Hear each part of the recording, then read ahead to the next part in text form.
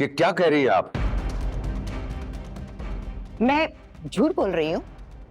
क्या ये अच्छा लगेगा कि मैं घर के नौकरों को बुलवाकर गवाही दिलवाऊं कि जब मेरी बेटी अकेले तपती हुई गर्मी में किचन में काम कर रही थी, आप उस वक्त अपनी नई नवेली दुल्हन के साथ बाहर से घूमकर आ रहे थे?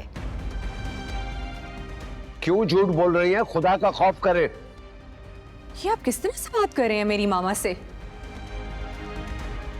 ऐसा देख रहे हो तुम क्या सलूक होता है मेरे साथ इस घर में, और मैं मजीद ये सब कुछ बर्दाश्त नहीं कर सकती। रियली? और जो आपकी मॉम फजूल बात मेरे डैड से करी है वो आपको नजर नहीं आ रहा? वाओ, तुम्हारे दिल में कब से मोहब्बत जाग गई उनके लिए? और जब तुम खुद इस तरह से उनसे बात करती थी तब? पता नहीं इतनी छोटी सी बात का बतंगड़ क्यों बना रही हैं। मैंने आपको बताया मेरी तबीयत ठीक नहीं थी, मैं डॉक्टर के पास गई थी। अब उस बात का इससे क्या ताल्लुक है?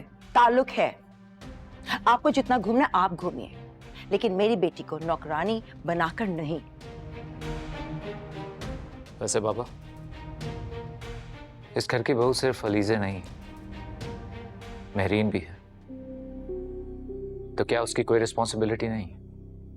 महरीन पर जिम्मेदारी डालने की बात वो करे जो खुद अपनी जिम्मेदारियां पूरी कर रहा हो। तो क्या करती है तुम्हारी बीवी सारा दिन? सारा दिन तो अपने कमरे में रहती है।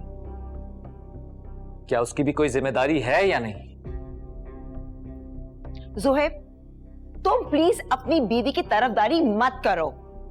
तुम्हारी बीवी ने जिस तरह से आज रमशा को बेरहमी से पीटा है ना, बड़ी मुश्किल से बर्दाश्त किया है मैंने। और बर्दाश्त मैं भी कर रहा हूं कि मेरी बीवी को बदुआएं देकर इस घर से निकाला गया है।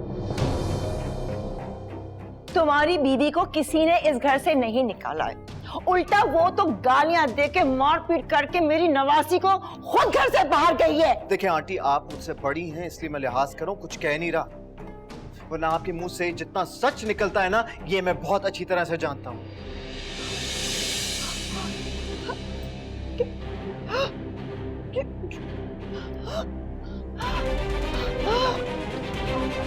आंटी, आंटी, बाबू, आंटी, क्या हुआ है? मेरी मामा को कुछ हुआ ना तो मैं आप लोगों को छोड़ूंगी नहीं। सुनिए, डॉक्टर को कॉल करो।